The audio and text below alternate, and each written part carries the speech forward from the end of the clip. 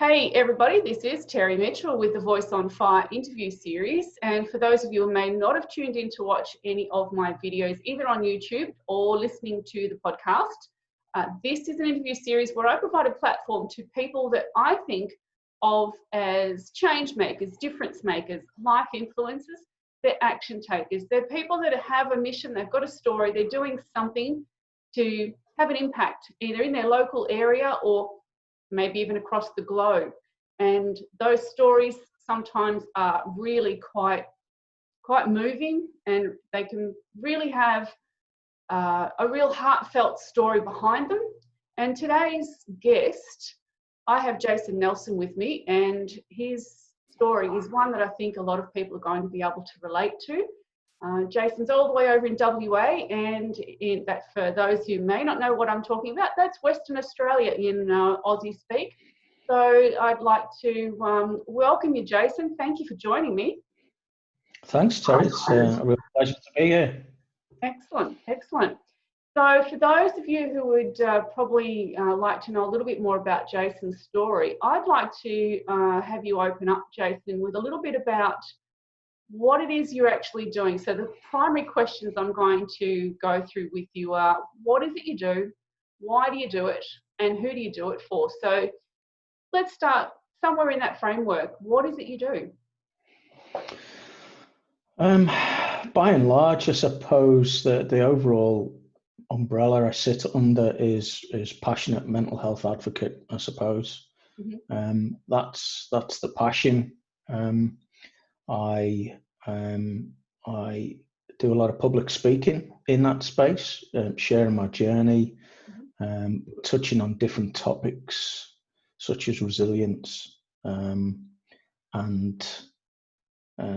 managing stress, workplace issues, workplace wellness, and also deliver mental health workshops such as de-escalation skills, mental health de-escalation, and I'm currently developing a new storytelling academy for other people with lived experience who may want to step out to share their story, which, as you may know, is actually quite therapeutic. It's quite a healing process by being able to not just share it in a clinical setting, but being able to share it openly, leaning into your vulnerability. So I'm putting together that at the moment to allow others to be able to do the same, because when you share that message, you're also sharing a story of hope and providing people who don't think they may be able to come out the other side of mental health challenges.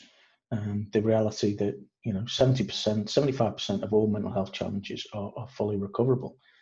But people just don't know that. They don't have that information at hand. And I think the strength and the power of lived experience stories really helps people to be able to open up, hold someone's hand, and walk through things together. Definitely, I totally agree. And just to highlight what you were saying there, you mentioned lived experience, and part of what is driving your mission is your own lived experience. So obviously there's we're both of that vintage where we've both got fairly long stories that we could share.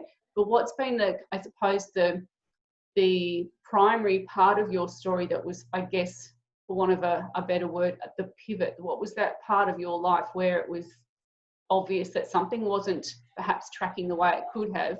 So what led to it, and where are you at with all of that now? As you touched, the issues that I now understand are far-reaching and go back many, many years. However, kind of came to a head for me initially in 2008. I'd come over with my family to Australia in 2006.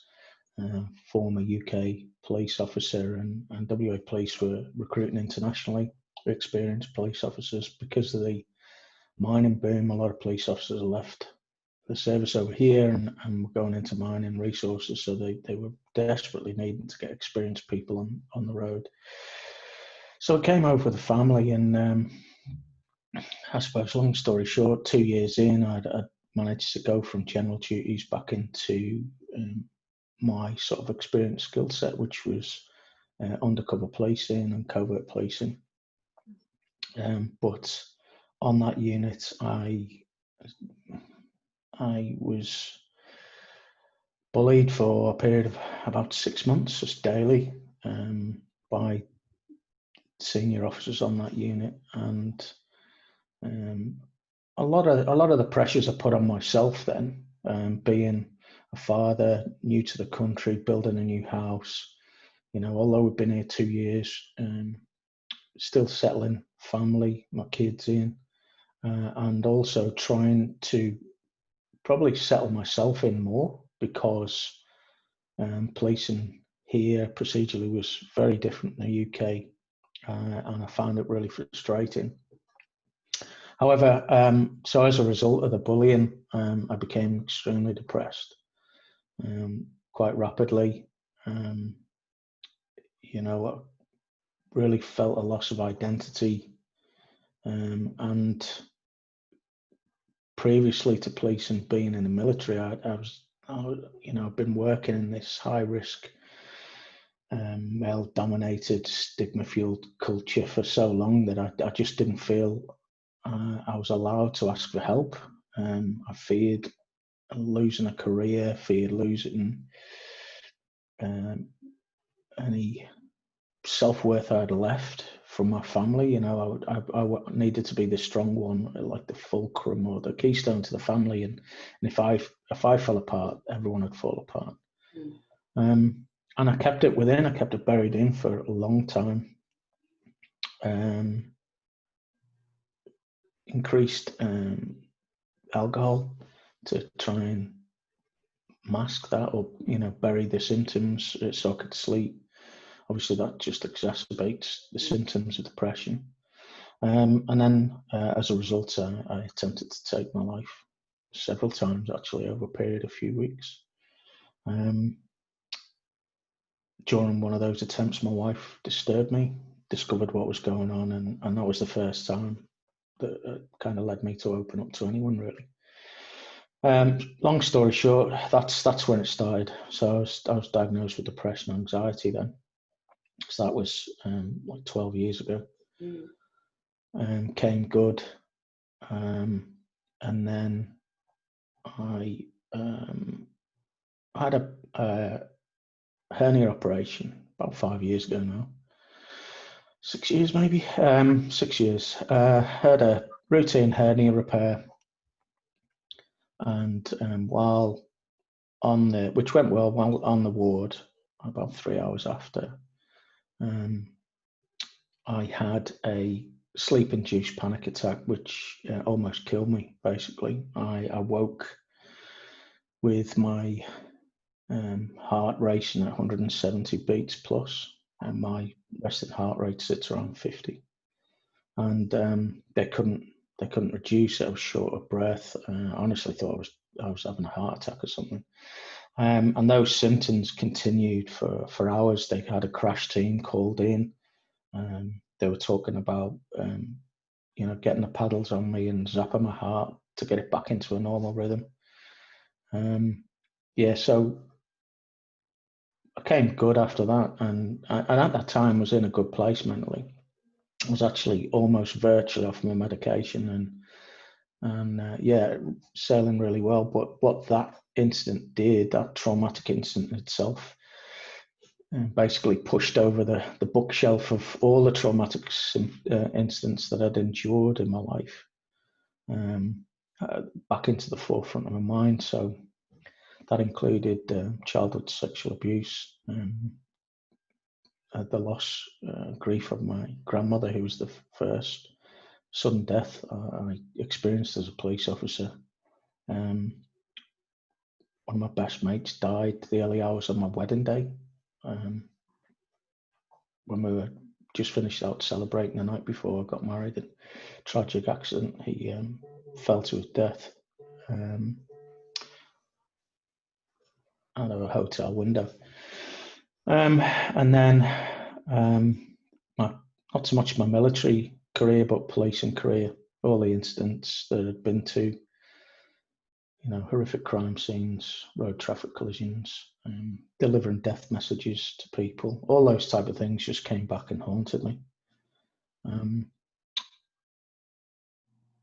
And again, I sought help, started receiving help for that. And then a short time later, my youngest daughter, Holly, attempted suicide twice over a period of 3 months. She, a lot of it, we just saw as moody teenager behaviour, became quite withdrawn into a room. But what we didn't know at the time, and at the time I was at odds why I couldn't see it, but I now understand through the education and qualifications that I've sought in mental health that everyone's experience is completely unique and individual. So what I might have felt when I was suffering, Holly, and when she was experiencing troubles, was completely different from her. So yeah, that kind of rocked the family a bit and threw me off kilter, as you could expect, the anxiety of going through that. And Holly had both tried to overdose twice. So, seeing your daughter in a state of unconsciousness and getting treatment, she was hospitalised twice for a period of a couple of weeks each time on adolescent mental health ward. So, yeah, and that was shortly after then. And then it started manifesting in me physically. Then my digestive system started breaking down. I got diverticulitis. So about 12 months after Holly had attempted suicide, I ended up having half of my colon removed because my digestive system was just stuffed. That all came good. They were really, because of what had happened after the hernia, the hospital really careful with me and watching me, so just in case I had anything reoccur. And then, as I touched on before, the childhood sexual abuse started playing on my mind again, and I'd kept that to myself for 35 plus years. But I decided that I wanted this person to know that what he'd done to me was wrong, and if at all he could be made accountable. So I decided to report it to the police in the UK and made my statement, fully aware, being an ex-detective myself, that historical sexual abuse cases are very hard to prove. It was my word against his, and he was a cadet instructor. He was a family friend and a person in a position of trust back then, and I knew I wasn't the only victim. So I went through that process, and as you could understand, that PTSD then for me just went off the scale. And this was 2017, late 2017, and I was having terrible time sleeping, terrible flashbacks. Again, I went back trying to find some sort of support in the bottom of a glass. And that got worse and worse as my tolerance level grew. I was drinking up to 3 bottles of wine a night, still getting up early of a morning, highly functional in work, but come afternoon I was hanging out for a drink. And then when the drink stopped kind of taking the edge off, I started smoking cannabis as well. So I was just loading up on illicit substances, which really weren't helping me. They were just exacerbating. So while I waited for the court case to come to a head, which was March, April time, 2018, they had recommended that I didn't seek any meaningful therapy for what I was going through, because should I have to give evidence via video link, they wanted my witness testimony to come across as authentic and not desensitized as such, which I understood, but probably one of the only things I've regretted in life doing was holding off getting that help, because by the time the court case came around and he pleaded guilty, surprisingly, it was too far gone for me. I was in such a dark place, worse than ever before.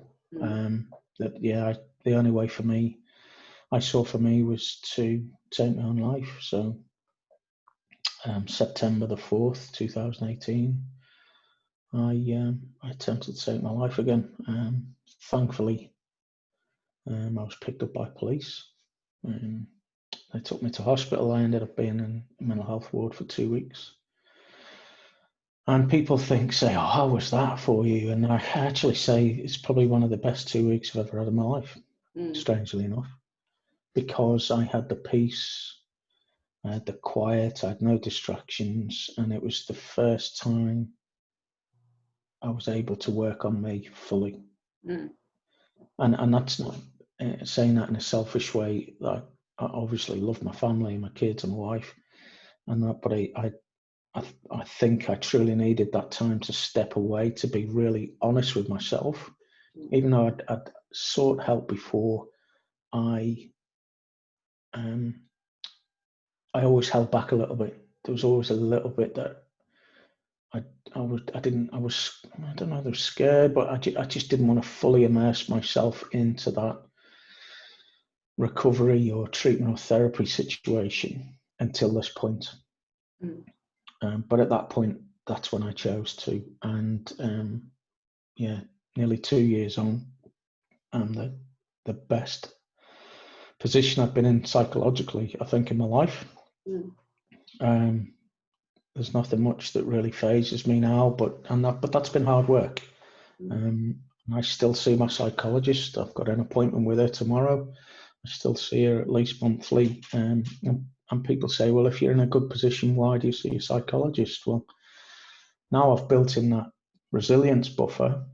Now I can really put hard work in and create that and extend that buffer even further, get a greater understanding while my brain is able to process, while my amygdala isn't hijacked, while my hippocampus isn't all messed up, and my frontal lobe, my brain is able to process better than it ever has done. So that's why I put the hard work in now. Yeah, look, that's one hell of a story, and I'm sure that there are going to be any number of listeners and people who watch this video who will probably feel very, very triggered by some of what you've shared. So I openly say to anyone who is listening or to anyone who is watching this, please do not attempt to go through any of your difficulties on your own. I am able to coach people, and I am also an ex-psychiatric nurse. So I do understand everything that Jason just spoke about. And I also have my own lived experiences. So there's a lot that I can relate to in that area of life. But do not go through anything alone. Reach out. I am available, even if you just need someone to talk to. By all means, the contact details for myself and for Jason are going to be loaded in the description of this video. So if you scroll down underneath the video, you will see the description and you'll see the details of how you can contact us, just so you've got a familiar voice that you can listen to, someone to talk with, share your problems. Don't go through it alone. Jason, thank you for sharing that. It is really, really hard sometimes to admit just how dark the world can seem, even when everything else around you to other onlookers would seem to be okay. Hey, you're married, you've got kids, how lucky are you? But the inside of you is so messed up, you don't know how to see anything other than the darkness. And the amazing thing about the human brain, the human mind, the human being is the resilience. And the one thing that stood out, and I certainly can echo it, but the thing for, I guess, any of our viewers and the audience to understand, there is that place that we can go into that just feels so utterly hopeless and full of despair. There doesn't seem to be a way out, and it's not a coward's choice to back out and want to just end it. It's not a coward's choice. It's absolutely overwhelmingly ridden with fear. And you just can't see that you have anything left in the tank to be able to process just one more thought, one more day, one more expectation, one more vision of what the world's going to look like. To echo back a little bit of what you shared there, I have my own experience of child sexual abuse, and I also, many, many years later as an adult, reported it to the police, received phenomenal support through the police initially. But again, his word against mine. He actually is an ex-Vietnam veteran and claimed, oh, I have PTSD, I don't remember. And I laugh when I say that, because it's like, yeah, you didn't have PTSD back then. So it's a cop-out for him. He doesn't want to be caught out. He knows he's done something wrong. And it's hard for me in one sense, because I found I was on Facebook one day and there he was. And not because he was following me, it's just I happened to look up to see if he was on Facebook. And I almost had a mental breakdown. The sucker punch to my gut was just like, he's still real, he's still there, and he's still around. And the weirdest and most haunting irony in my case was I'd flicked over to watch Australian Story on the ABC at one stage, and little Patty was recounting her time when she went over to Vietnam, and she was back there for this purpose of this story many, many years later. So there was a documentary done about her return, and as the camera was panning around talking with her in the forefront, in the background he was standing there, and I literally almost had a breakdown. I was just numb. I was beyond. I still couldn't find the words to describe it. And it's really confronting seeing your attacker or your abuser. I was unfortunate to see mine a couple of times before I moved out to Australia. One where I just literally almost walked into him in the street.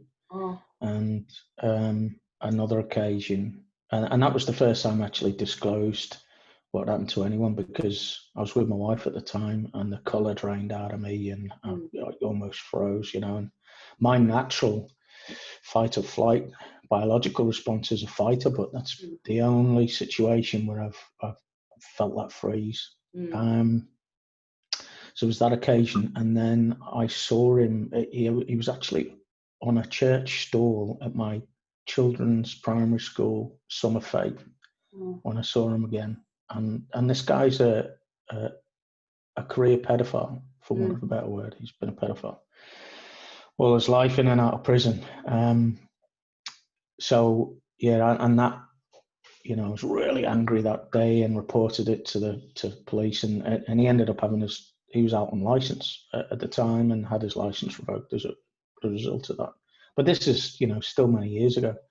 So it's a horrible feeling when you see that. So I totally understand when you say how gut-wrenching, and you're almost breaking down, because you're sent back to those moments instantaneously, straight away, and you're reliving them, in that Technicolor Dolby surround sound situation, as you well know. But I just want to say as well, I mirror your comments with regards to the content. Normally with my presentations, I always start out with saying, look, just consider the content of what I'm going to be sharing with you today, because we don't know the experience of our listeners or audience. But yeah, I agree with you 100%. Some of these things can obviously help people's emotional arousal, but also want to support you in saying yes. People can reach out to me too. I'm a qualified peer support worker. I do a lot of work for charities and WA Police here. So please don't think that you have to do this alone. I'm more than happy to provide that hand of hope until you can walk with your own hope again. It's not an easy road to recovery. It's non-linear, but it's possible. So please reach out and seek help. Definitely. And I guess that's the next part of our conversation, really, is really to inspire hope for everything that I know I've gone through, and I look upon the experience that I've had as being, you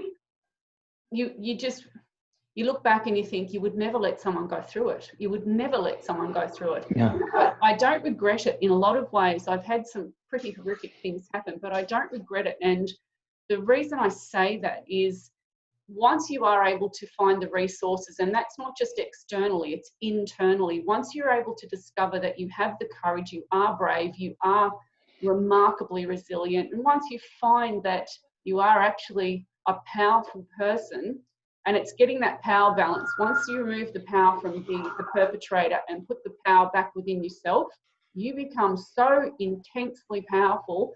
As you say, nothing can faze you. You become, in a way, it's hard to describe it as being relaxed, but you become fairly much at peace in yourself. And I now know that if I was confronted by anybody from the past that's done anything to me, to be like, yeah, whatever, I'm cool. You're the one with the problem. I'm good. And I'm comfortable saying that. And in that sense, for our listeners, there really is hope. And I would never have even thought I'd be the person sitting here comfortably in front of a microphone talking to people that I've never met before, but having really intense conversations about really meaningful stuff. I never thought I'd be that person, but I'm on an upward trajectory, and I know that I've got so much ahead of me. And had I not had the support, had I not reached out, had I not spoken to somebody about what awful things had been happening, you know, I would be a headstone. That'd be all I would be. I'd be a headstone. I'd be a memory for people. But I just had that one glimmer of hope. Like, one person chose to believe in me, and that just turned all the tide. So there is always that one glimmer of hope. And, you know, without diminishing the impact of what it's like to go through the trauma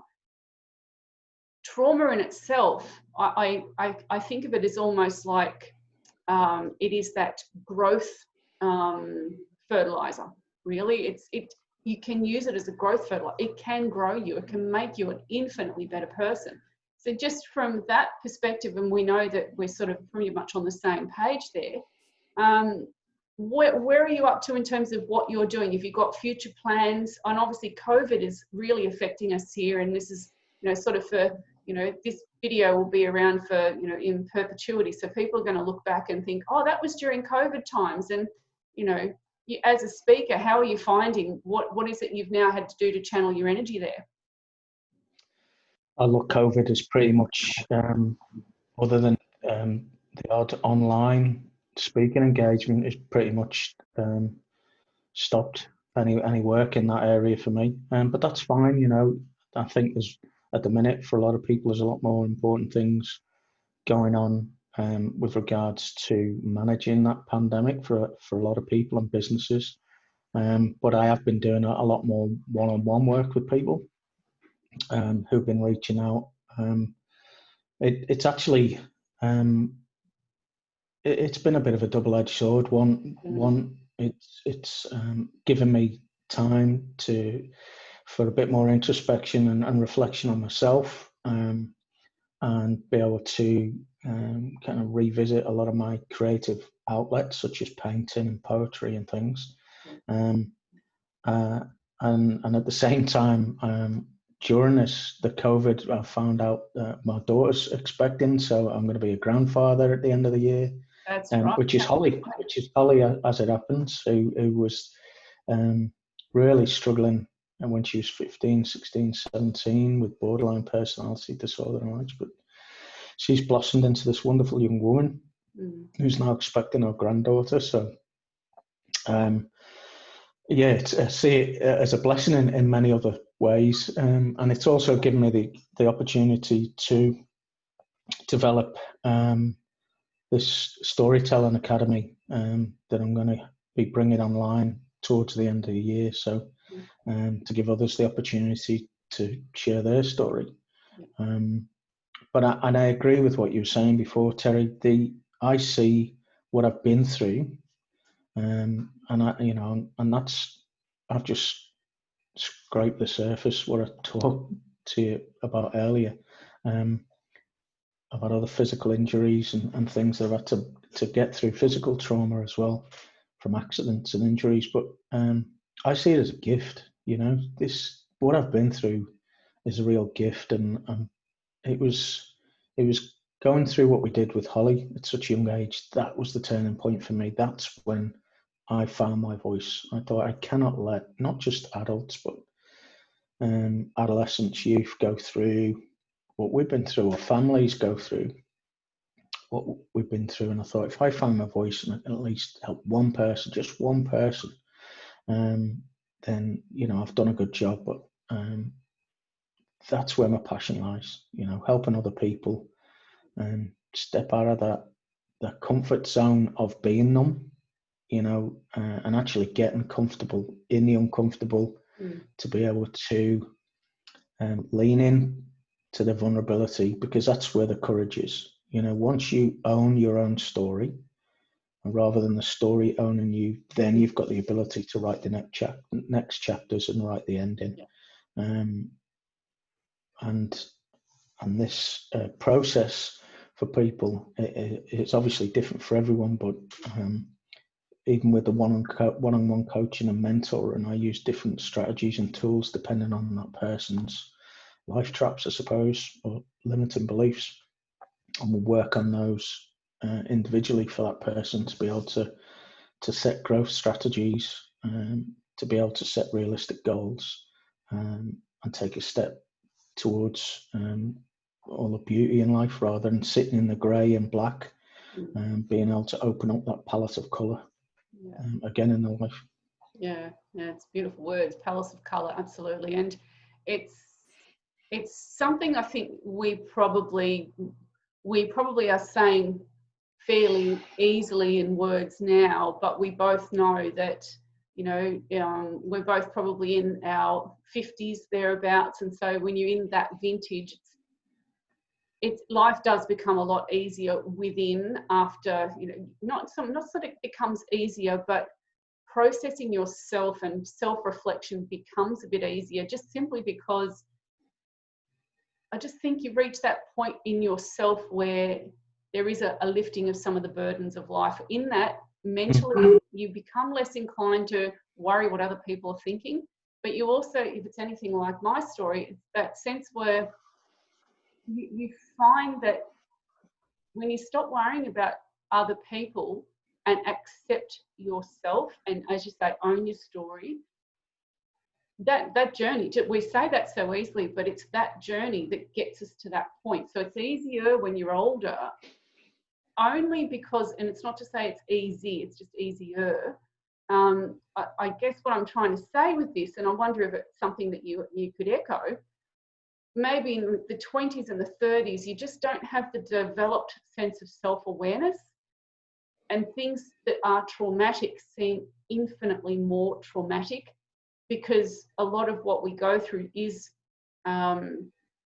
it's suppressed and repressed. Some of it we choose to block, and others it's just so traumatic we can't deal with it, and it becomes so blocked that when you're not in touch with those feelings, you're just functioning every day, and you think that you're okay and you think you're doing well. But as you get older and you start fundamentally realizing you can get through that crisis, and here you are, and you get through that crisis, and here you are, and it's like you don't necessarily stop dealing with crises. It's more that you find you've got other resources to help you deal with the crises. There's a developmental process, I suppose, and a growth process. So I guess the clumsiest way that I've just tried to describe that is, in all of this time, when you're going through difficulty, so for anyone that's hearing this, if you're going through difficulty, the process of recovery and discovery takes time, and it will take as long as it takes for your personal story. And as Jason said, even if you're receiving coaching, you might hear someone say, oh yeah, I had coaching for that and here I am now. Comparison doesn't work. You have to be acknowledged for who you are, your own uniqueness and your own story, and find the gift that is you. And that's partly why I created the Voice on Fire series, because as you said, it's about finding your voice. And I really want people to understand that if you don't find your voice, you never find a way to share who you are and become the really authentic version. which is the best version of you. So how do you 100%. handle that? Yeah. Yeah, well, the thing is, people don't realise that we're negatively hardwired from birth. And when you think about it, when people say, well, that's not true. Well, when you think about it, it is true. And the reasons being is because throughout life, we're always seeking things to make us feel better. Wherever that is, whether it's going out for a night out, whether it's trying to find what happiness is, going on holidays, buying nice clothes, wherever that may be, we're always seeking on a daily, yearly, weekly, monthly basis something that makes us feel good, whether it's validation from each other, etc. So we're hardwired with these 18 schemas or life traps right from birth. But as we learn and grow as children, some of these will become more dominant than others. So for me, self-sacrificing, defectiveness, fear of failure, and unrelenting standards, they were the four most dominant for me. And everyone's completely different. And on top of that as well, we're all taught from a very early age to suppress our emotions. And that's not a bad thing per se. It's just how we've evolved as a society, as a culture. And the example to give are, and I've done this to my children, and my parents done this to me, is that, for example, I'd fall over and scuff my knee, for example, and I'd cry as a child. Mum would say, look, it's only a scuff. There's no need to cry. Well, why isn't there a need to cry? Just let them cry. I should have been allowed to cry because I'm feeling pain at the time, or I'm feeling scared or shocked. Same if a child is sad about something, we might say, oh, that's nothing to be sad about. That's nothing to be down about. Well, why isn't it? It's that person, that little person trying to express their emotions, or they might be a bit boisterous and loud and laughter in the background where you're trying to do something, and you tell your child to quieten down, William, I'm busy doing something. Well, these are all examples of suppressing our children's emotions, and then we've built that in right from an early age, so they learn that later on, and like, oh, I can't cry about that. I shouldn't tell mum about that. I shouldn't tell dad about that because they'll tell me I'm not allowed to cry about it, or I shouldn't cry about it, or I shouldn't be happy about this, or I shouldn't find that funny. The reality is we should just let them be and let them discover those emotions, because right now, as well as this worldwide pandemic, one of the biggest epidemics we're facing with our youth is anxiety through social media. And what people don't understand about how the brains work is anxiety caused by that amygdala being hijacked and firing off that alarm in the brain all the time. And that disconnect between the hippocampus and the prefrontal cortex can cause part of your brain to shrink, like the hippocampus. Some people aren't able to process the things that they're taking in, because that part of the brain is always on fire. And social media is designed, the algorithms are designed with psychiatrists and psychologists on hand to make them more addictive.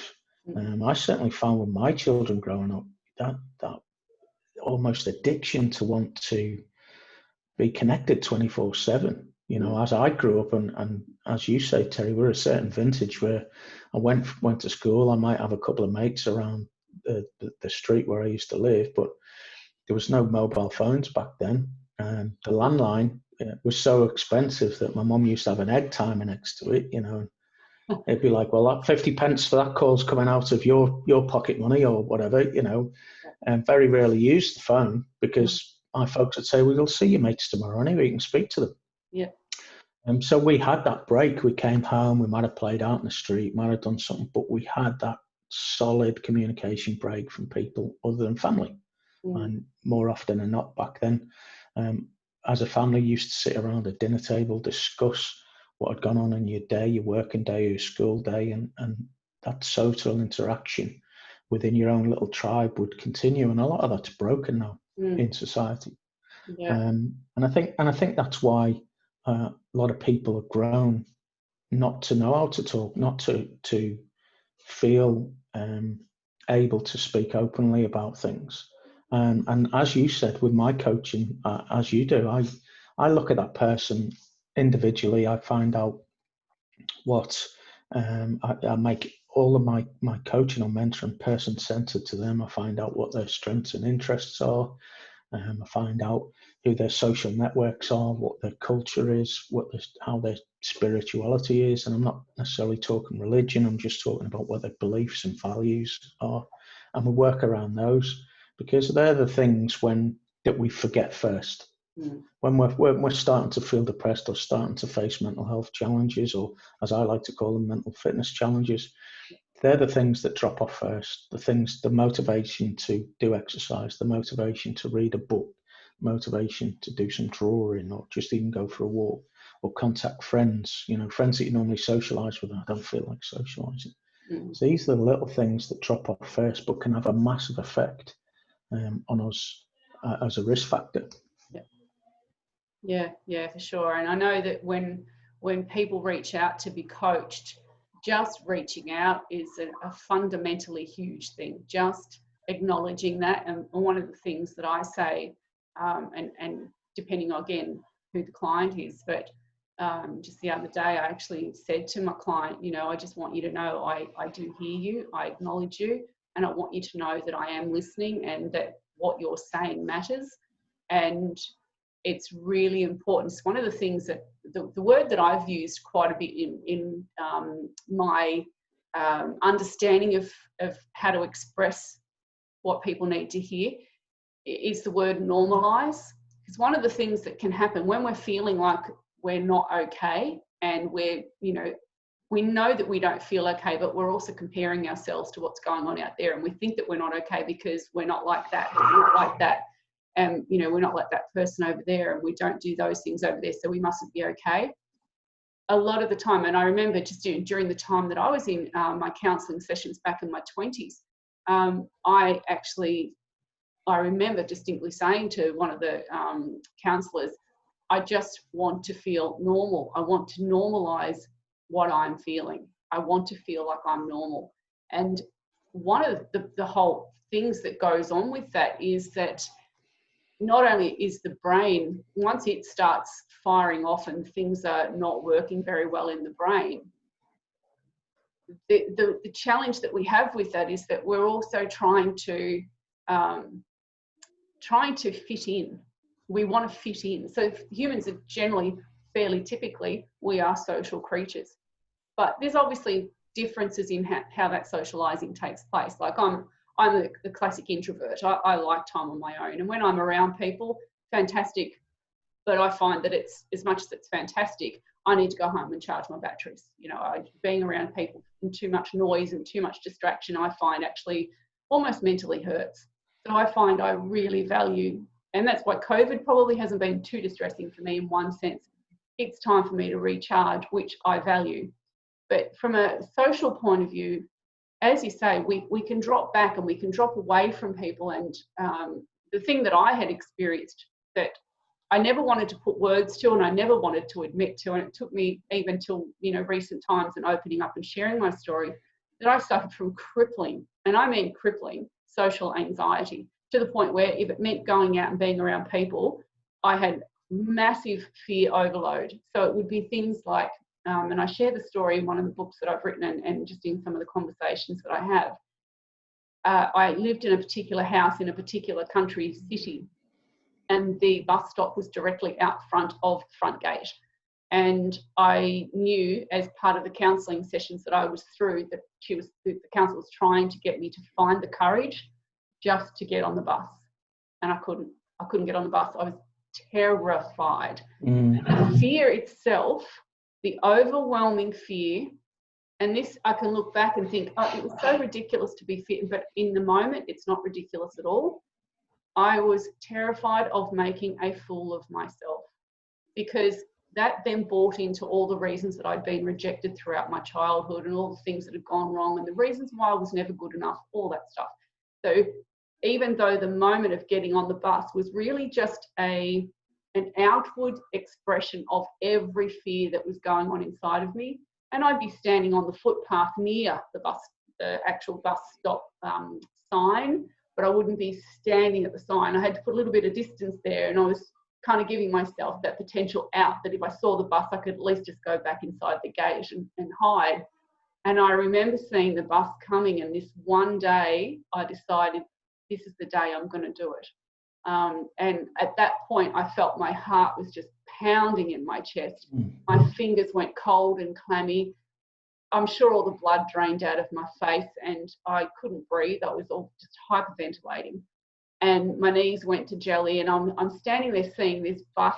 It was just a monolith to me. And as it pulled up, the only thing I could think of that would get me through that moment was to say to the bus driver, I don't know where I'm supposed to get off. And that scared me witless. And he was fabulous. He said, sit behind me, love. I'll just make sure you get where you need to go. I'll take care of you. And that was the turning point. That was the one pivotal moment that allowed me to realize if I used my voice and if I spoke up, I might just be okay.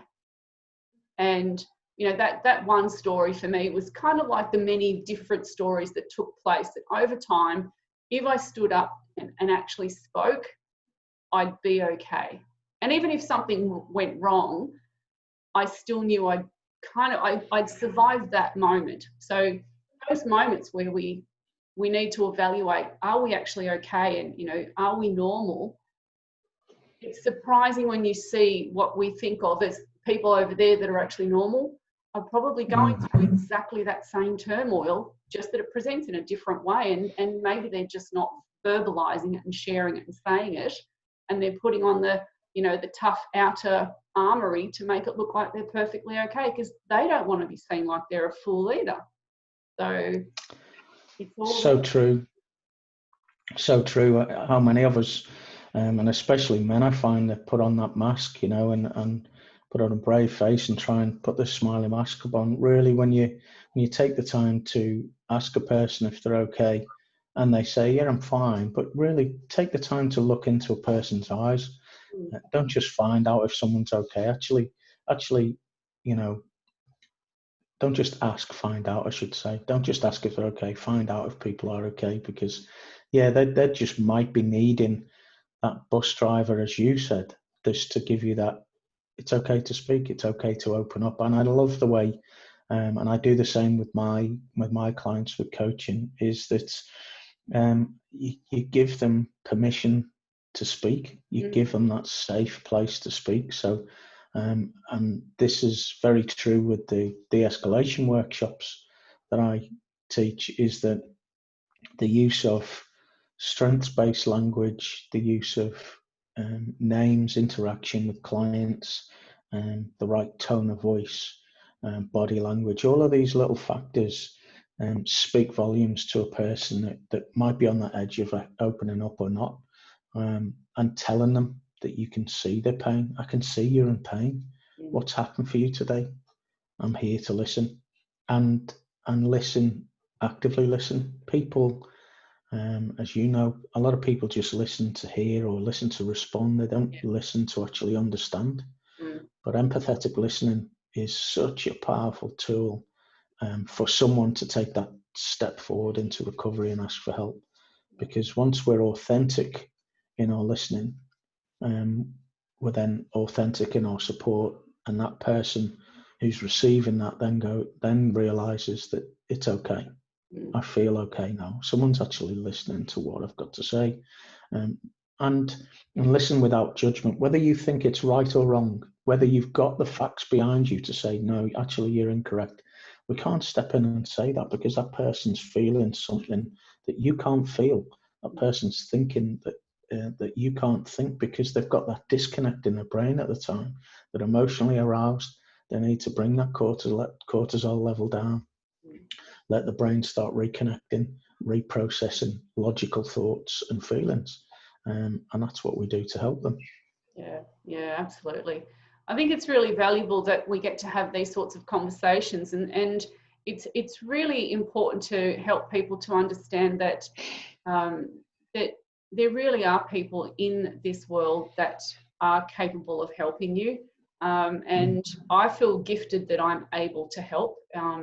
You know, I guess it's because of the basic my basic understanding, I know what I went through and I know what helped me. So, I want to be able to be that person that helps another. It's really valuable that we're in a position where the difficulty that COVID is placing on many people and the changes that it's brought about, I know that I feel very gifted that I'm able to provide such a platform such as the Voice on Fire, and let people know that there are people like yourself that are available and making a difference in the world, reaching out and sharing and letting the world know that it's the lived experience, and particularly for men, as you mentioned, there are some that, I wouldn't say there's some, there are a lot of men who really struggle to accept that they don't have to put on that brave face and the armory and be the strong one. There's a need for us to acknowledge our emotions, because by actually acknowledging our emotions and saying how we feel, that makes us strong. It's not a weakness to acknowledge that you do want to cry. Like, being emotional is actually a normal human experience. We have the fight, flight, freeze. We've got I've always considered it to be fight, which is the anger, flight, which is the fear, and then the and not even really an umbrella, but it's an umbrella for the opposite sort of feelings of the positive, which is love and nurturance. So we have to be able to have the balance. So we've, for example, and I look at it from the studies that were done way back, probably in the 30s, 40s, 50s, little children who were born in orphanages that were never hugged, never given nurturance by a caregiver. If they were left and only fed and their nappies were changed, the little babies would wither and die. Even though they were receiving proper nutrition, they would wither and die. And their studies soon understood that babies absolutely must be hugged and cuddled and touched and felt to be in safe, comfortable arms of the person that is the caregiver. Ideally, their maternal mother, but if that's not going to happen, well, then they'd have to be with a nurse. It's got to be close contact. And they found that once they discovered this and they were nurturing the babies and spending time with them and cuddling them and responding to them, the babies thrived. So there's a real need for us to recognise that babies that are born, they have a startle reflex. So if a baby feels like it's about to fall, it has the startle reflex. The arms go up, the eyes light up. It just feels like it's going to fall. And we're born with this natural fear of falling. And we're also born with a natural fear of loud noises. They're our innate defence things. So, prehistorically, if you look back, there must have been reasons why we would have had those to protect us from predators, and we weren't the apex predator that we are today. So we've had these innate things. We naturally had to be frightened of things to protect ourselves. We naturally had to be able to defend ourselves if the pterodactyl was going to rip our arms off. There's that sort of understanding of the basic instincts of what we had. But if we didn't have love and nurturance, we still wouldn't survive anyway. So there's that need to understand that if not love and nurturance are the soft emotions, then at what point, as you were talking in that earlier story you shared about little children not being allowed to feel their emotions, you're going to cry because you hurt yourself. That's understandable. So if crying is seen as a soft emotion, why do we feel the need that little boys are not allowed to feel those soft emotions? And when do we break that social conditioning so that we understand that feel the soft emotions, that's what they're there for. That'll make you become a stronger and better caregiver later, because you'll have the heartfelt emotions and the authenticity in yourself to share and acknowledge and connect better and communicate better with those around you. I don't know, does any of that make sense? Yeah? Absolutely. Because communication, how we communicate as humans, there's only a very small percent, like less than 10% that is done through the actual words we speak. Like a third of it is by the tone we use, and the rest of it is body language, right? So like for me, you were talking about hugging there. That's probably one of the biggest things that's impacted me COVID-wise, because I'm a real tactile person. I love receiving hugs. I love giving hugs. And as you said, not just with children, but with adults too, a hug that lasts more than 9 seconds actually has been proven to reduce your cortisol levels in your body. So that nurturing factor that you have as a child, that is really important to his child, is just as important as adults. And let's face it, we're just big babies, really. And that's how I see it. I'm just as fragile now as I was as a newborn baby. It's just that you don't realize how fragile you are, because physically you see a little cute baby and you think, look, that's so fragile and so tiny and needs protection and everything else. But just because I'm a fully grown adult and, you know, nearly 50 years old, I'm just as vulnerable as I was then. I just didn't know it until I went through what I did. Now I lean into all of those vulnerabilities. I don't mask. If I need to cry, I'll cry, and whether that's in a workplace setting, walking down the street, at home. It's important to me to be able to release my emotions. Is important to me because holding them in, you know, it's just creating a pressure cooker. So whether that's laughter or screaming out loud or crying or whatever that is, if I feel a need to get that out, I get that out. And we really need to not just teach our children but adolescents right the way through life that there's no harm in that. You know, I've done some amazing experiences through breathwork and things like that, where I've actually experienced waves and waves of emotions, and not just emotionally, but that manifested in me physically.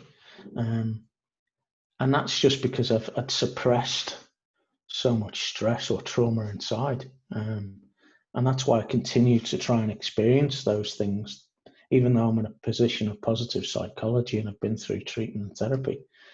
We're still programmed to suppress and suppress and suppress. Even being acutely aware of it as I am now, I still fall back into those bad habits of doing that from time to time. So I try and keep on top of that through journaling daily. I write in a journal every single day to get thoughts out of my mind, wherever that might be. It might not be a great deal. It might be 6 pages long of writing. I express my emotions through poetry. I love to write poetry, to be able to use different words, to be able to express feelings and put it down on paper. And I love to paint. And I'll, you know, physical exercise as well. But I found in the past when I was distance running, and you can see all those medals hanging up behind me, but I've run 22 marathons. Wow.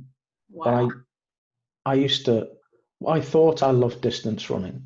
And to a point, it was like a meditation for me to be able to put on my runners, get out, listen to my feet fall and breathe.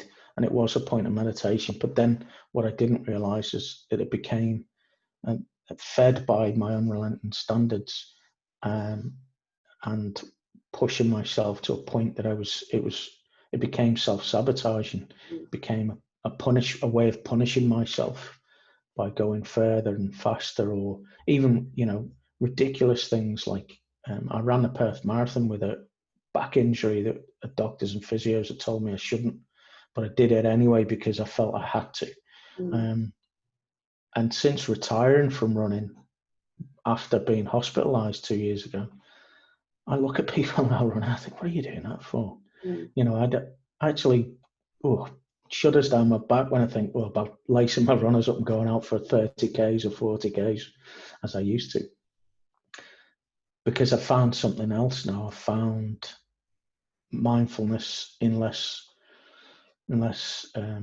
self-sacrificing ways. You know, I find it in ways that create a path of self-love rather than self-loathing, which I had for so long and still battle with today. You know, body dysmorphia and that self-worth of physical being, regardless of inward being.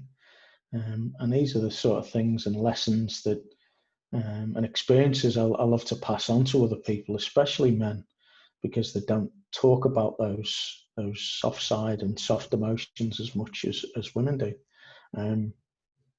But when they do, that they realize how powerful that is.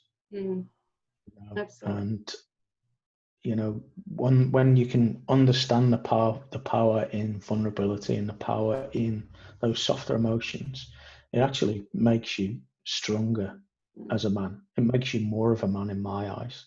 If you can accept and sit in them, like you said earlier, let that crap sitting around you ruminate and just fertilize your growth. Don't run away from the crap. Actually embrace it.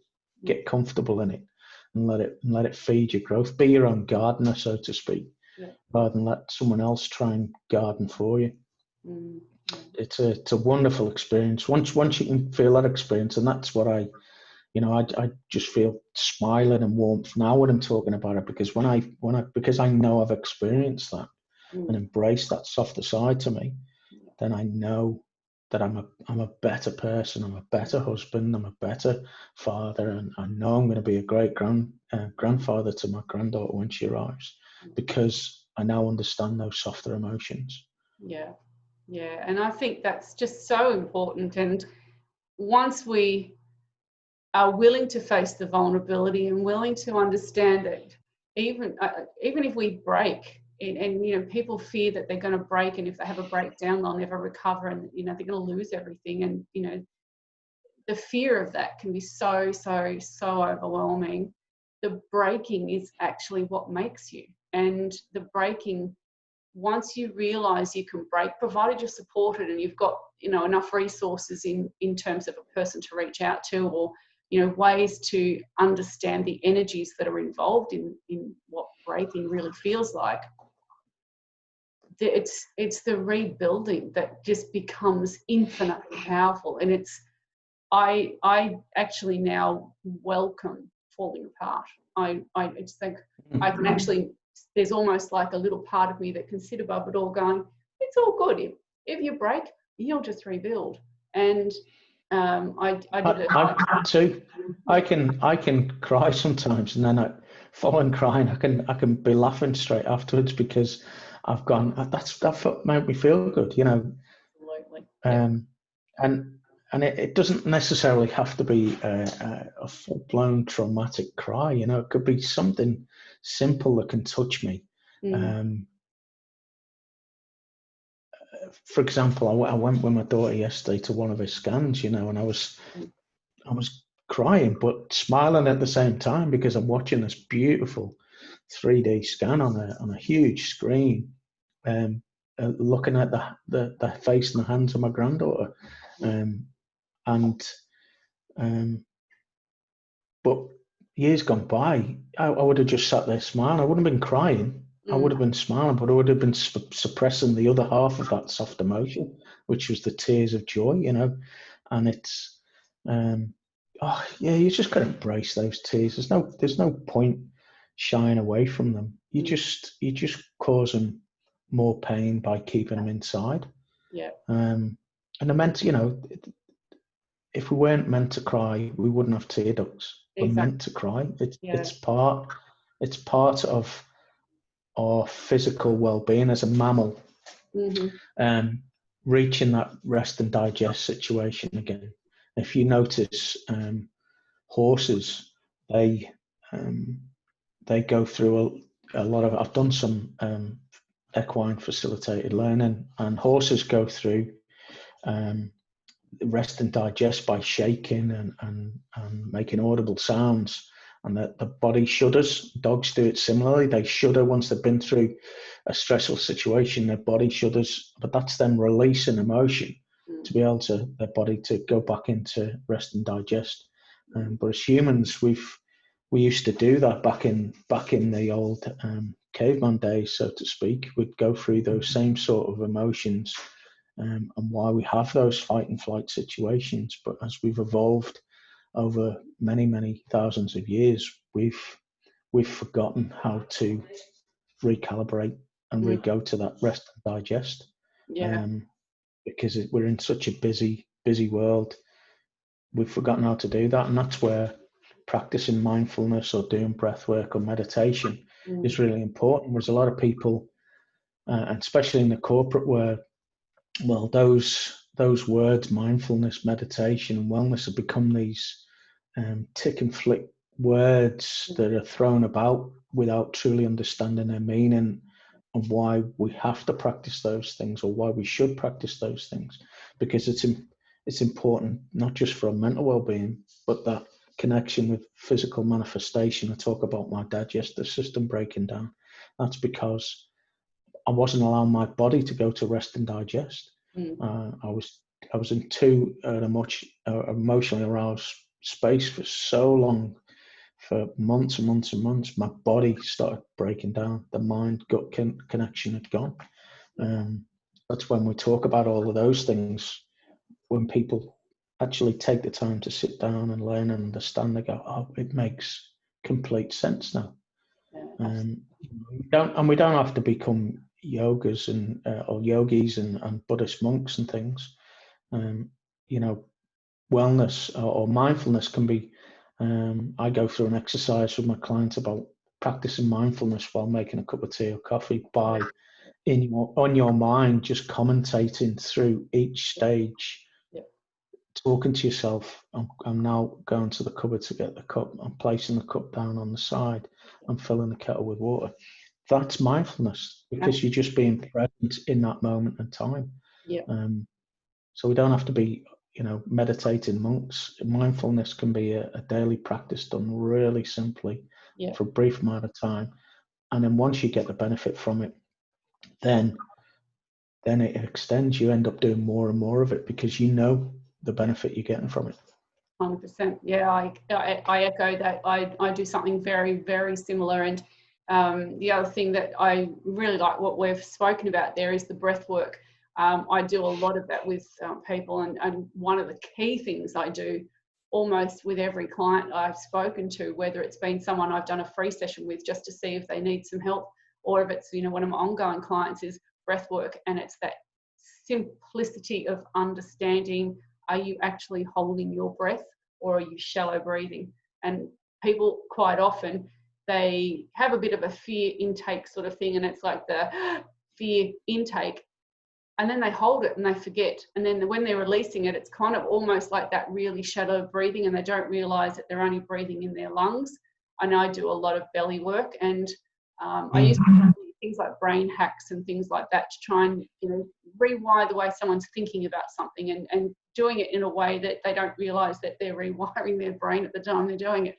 And it's just beautiful to watch the outcome, and the feedback I get from people is just mind-blowing, that they experience instant change in their world through something as minute as the way they breathe or the way they do something differently. And it's free, right? We're breathing anyway. But what studies have shown, that as society, we are shallow breathers. As adults, we become these shallow breathing people, and as such, what you're actually doing is not oxygenating your system as much as you should be. So, as you rightly said, not only are you getting someone to be present and reducing their cortisol levels and getting them to start thinking inwardly, but you're actually filling the body with oxygen that they're not normally getting in. So those meaningful breaths through whichever type of breath work you're doing, because it's just so powerful, and it helps then put your body in that position of rest and digest, and also stress relieving. Release, get that stress out of your body, detox your body of those feelings.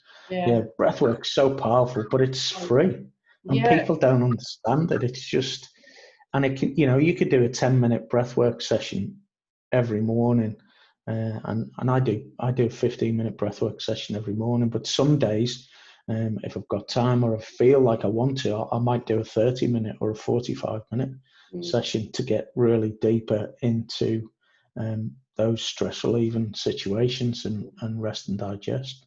All engaging that vagus nerve and through the belly, through the diaphragm, getting through those breathing techniques. It's powerful, really powerful.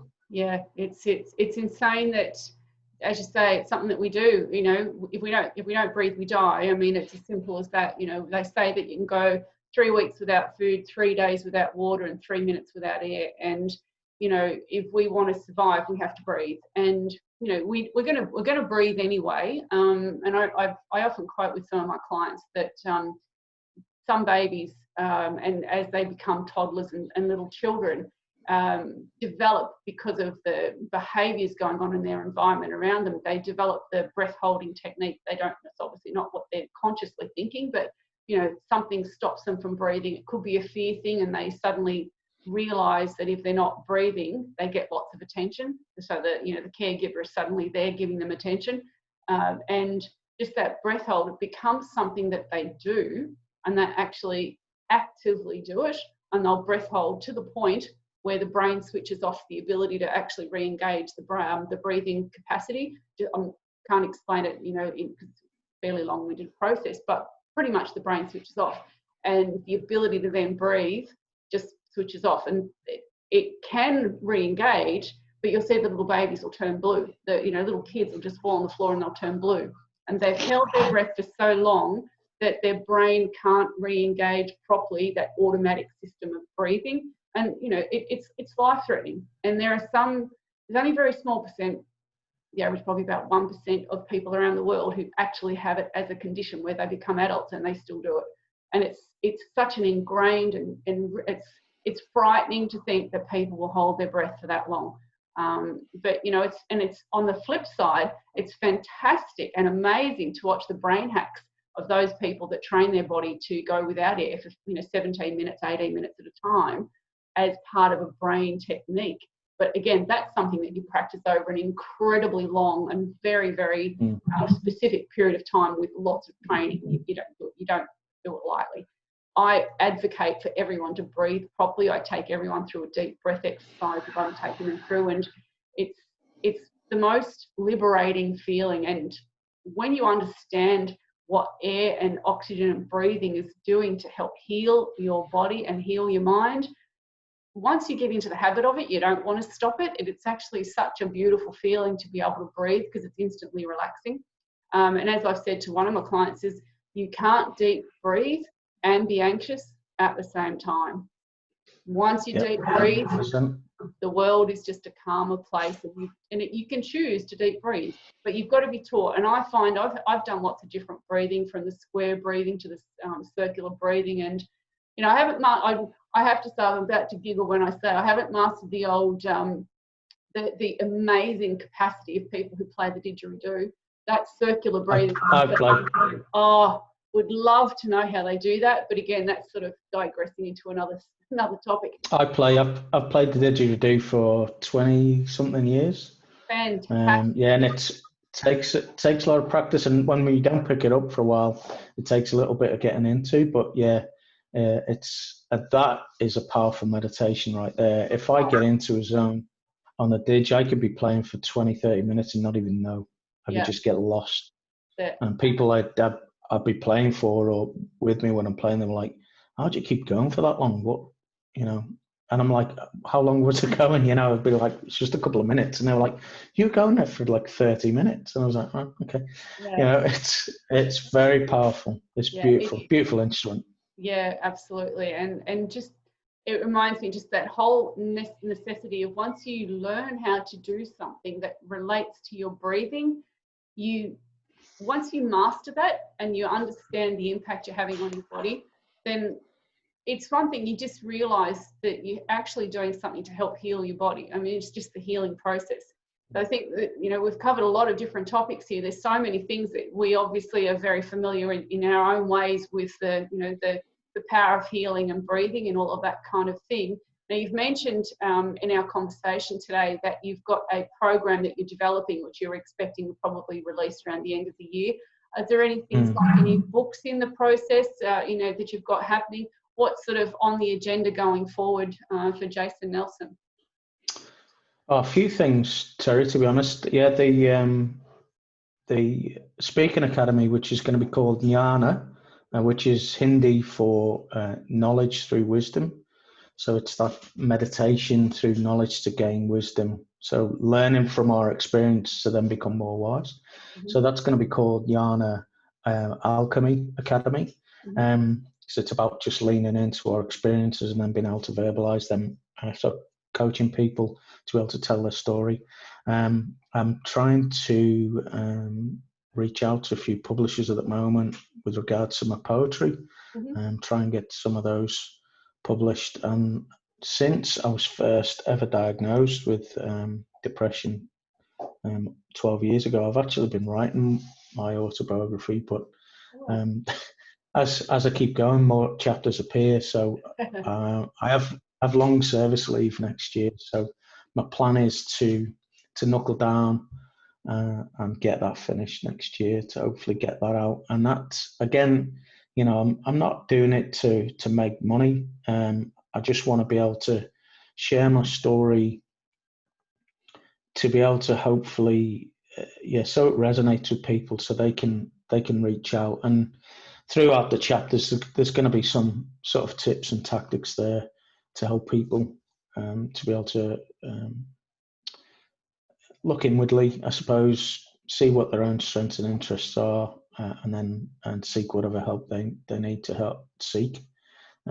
Obviously, if you need professional help and professional support, you must always reach out and get that. But there are so many things you can do for yourself just by taking responsibility and making some minor changes that can really improve your own mental fitness anyway. So that's where I'm at the moment. And obviously, as I've mentioned before, soon to be grandfather at the end of the year. So experience all that magic along the way as well. Yeah, fantastic. Yeah, excellent. And I know that once COVID's sort of run its course, look, by the end of the year, I'm not expecting anything miraculous to happen before the 2021 dawns upon us. Obviously, I imagine that, you know, once we're able to, you'll be taking to the stage and sharing your story as a speaker as well. Something I really enjoy is getting around the country and sharing my truth with other people. Whether that's in a room of 15 people or on a conference stage in front of 600, I love to share my story. Sometimes I get emotional sharing it, sometimes I don't. But that again shows the power of that vulnerability and sharing that story. When I think of Holly or think of what I went through, sometimes I shed a few tears, but I don't stop those tears from falling when I'm speaking. It just makes it a lot more authentic.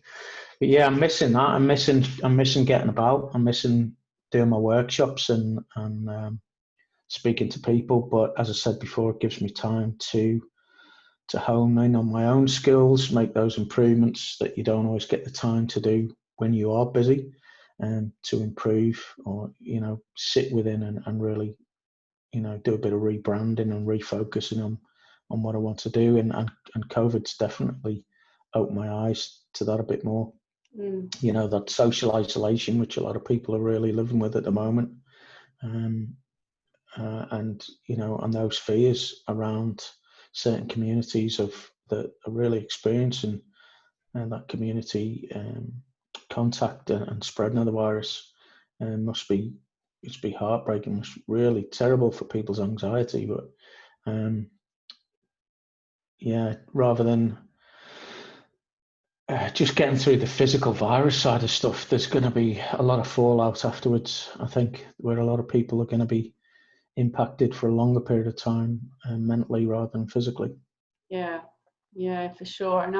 And I echo that whole experience there. And just referencing that COVID's going to have a long-term impact. Even once the actual medical side of it's under control, people's lives have been affected. And, you know, it sounds like you and I perhaps echo one thing that's really apparent to us. We're in that position of being gifted to be able to be there to help people, and I'm extremely grateful that I'm able to, you know, get through this situation to myself relatively unscathed, in that, I've been able to manage my situation, so I'm glad for that. But it's more important to me that I'm there to be able to reach out, and if people want some support, I can be that support. And, you know, I think COVID's really going to be opening up the conversations that people need help. People need to realise that they can reach out, and And as we were saying earlier, you know, your details will be available through the description in this particular video, and also on the podcast. And just, you know, if anyone wants to reach out and if you feel that things perhaps have been a little bit triggered by this particular conversation, that's actually a good thing. It's a good thing that you're feeling that, but take that extra step and reach out, because there are people who care and want to help you through. And you can, as Jason said, if you take just that bit of responsibility, and that can mean reaching out, you can change your own life just by having the courage to realise that your life matters and that you can make a difference and you can be somebody that can really get back into the joy of life. So, absolutely, Terry. And before we close out, I really want to speak to emergency service workers out there. Being a former police officer, I know the emergency services and also the use of the defence forces, nurses, doctors. They're doing it even tougher than a lot of us, because they're having to face the fears, having to face that virus on the front line with very little protection, to be able to make sure the wider community is safe. So I want to reach out to those emergency service workers. If any of you are struggling, please reach out to me. I'm more than happy to help. I've got other peer support through the charity I work with, Sirens of Silence charity. We specialise in helping emergency service workers. You don't have to do this alone, as well as the amazing work you're doing to help people battle this terrible virus and keeping us safe on the streets. That's on top of the work you're already doing. The people, you know, facing the worst of society, going to people who are, you know, injured, having cardiac arrests, all those type of things, fighting fires. You've got the additional threat of this virus on top of that. So please reach out. Don't do it tough. And I mean that for the whole community as well. Let's hold our hands together throughout this, because we can get through it together. As long as we reach out and help each other. You know, there's no point in doing it tough on your own when we can do it tough together. Yeah. So yeah, I just want to reach out to those first responders, emergency service workers, nurses, doctors. I'm here to help if need be. Yeah, absolutely. And for anyone who does want to reach out, Jason's details will be provided. I'll make sure that I grab all of the links that he has for any websites or any email or phone numbers, whatever we need to do. We'll supply that so that anyone that's tuned into this video, you'll be able to go to the description and find the contact information.